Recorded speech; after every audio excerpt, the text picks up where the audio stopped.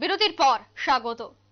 24-এর নির্বাচনের প্রাক মুহূর্তে আবারও দেখা গেল ইডির তলব। ইডি আবারও সক্রিয়, বিভিন্ন জায়গায় তল্লাশি চালাচ্ছে। ঝাড়খণ্ডের দুর্নীতি মামলায় ফের হেমন্তকে তলব করলো ইডি। ঝাড়খণ্ডের মুখ্যমন্ত্রীকে জেরার জন্য দেওয়া হলো সময়।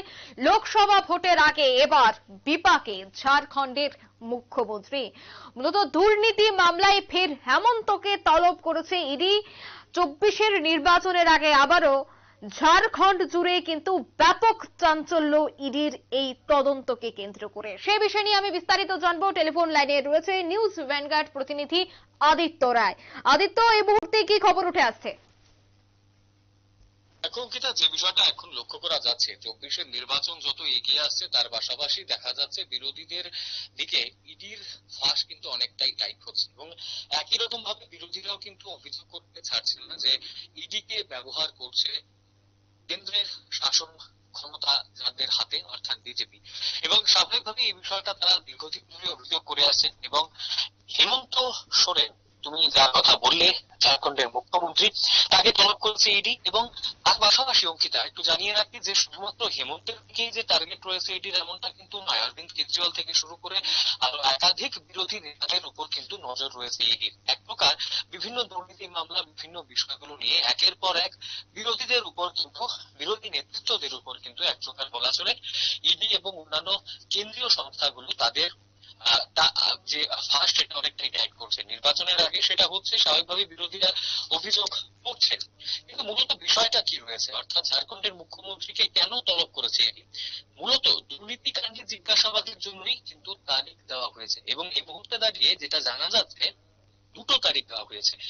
গত শনিবারে প্রায় 7 ঘন্টা ধরে কিন্তু ঝাড়খণ্ডের মুখ্যমন্ত্রীকে জিজ্ঞাসাবাদ অলরেডি সেখানে করা হয়েছে। কেন্দ্রীয় তদন্তকারী সংস্থার আধিকারিকরা সেখানে করেছেন তাকে, কিন্তু তারপরেও আবারও কিন্তু ডেট দেওয়া হয়েছে।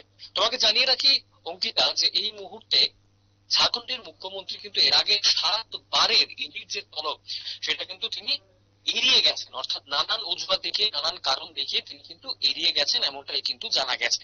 তার পাশাপাশি আর্থিক দুর্নীতি মামলা যেটা করা হয়েছে ওনার বিরুদ্ধে, অর্থাৎ যেটার অভিযোগ রয়েছে, সেই বিষয়টাকে কেন্দ্র করে ঝাড়খণ্ড মুক্তি মোর্চার নেতাকে আগামী 27 জানুয়ারি থেকে 31 জানুয়ারি এই দুদিন কিন্তু তাকে ডেকে পাঠানো হয়েছে।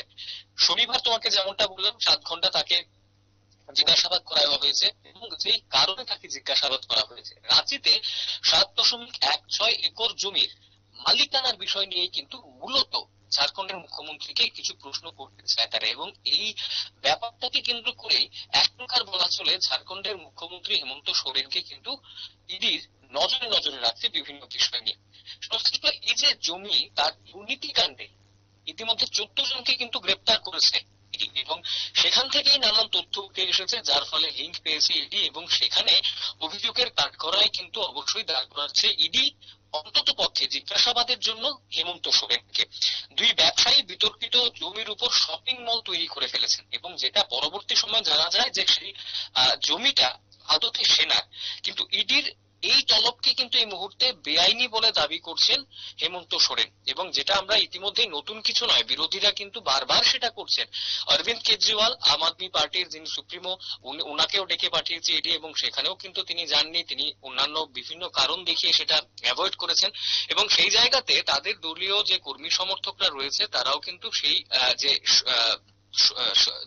ডেকে পাঠানো হয়েছে সেটাকে কিন্তু পুরোপুরি ভাবেই বেআইনি বলে দাবি করছেন। তবে দেখো, ইডির জিজ্ঞাসাবাদের জন্য ডেকে পাঠানো, সেটা সেই ডাকে তো সাড়া দিতেই হবে হেমন্ত সোরেনকে, সেটা এখন দিক বা পরে দিক। কিন্তু যতই দেরি করবেন, যারা রাজনৈতিক বিশ্লেষকরা আছেন তারা কিন্তু মনে করছেন যে যত দেরি করবেন হেমন্ত সোরেন ততই কিন্তু তার জন্য আরো খারাপ হতে পারে। কারণ কিনা, ইডির একটা নির্দিষ্ট সময়সীমা থাকে, সেই সময়সীমার বাইরে যদি চলে যায় এবং বারবার যদি ইডির সেই সমনকে অগ্রাহ্য করা হয়, তাহলে কিন্তু তার বিরুদ্ধে আইনি পদক্ষেপ নিলেও নিতে পারে ইডি। এই বিষয়টা কিন্তু রয়েছে। তাহলে স্বাভাবিকভাবেই আগামী দিনে হয়তোবা হেমন্ত সোরেনের জন্য কঠিন সময় আসলেও কিন্তু আসতে পারে, যদি তিনি কন্টিনিউ এভাবে ইডির যে সমন রয়েছে, ডাক রয়েছে, সেটাকে তিনি অ্যাভয়েড করতে থাকেন। অঙ্কিতা, একদমই ধন্যবাদ।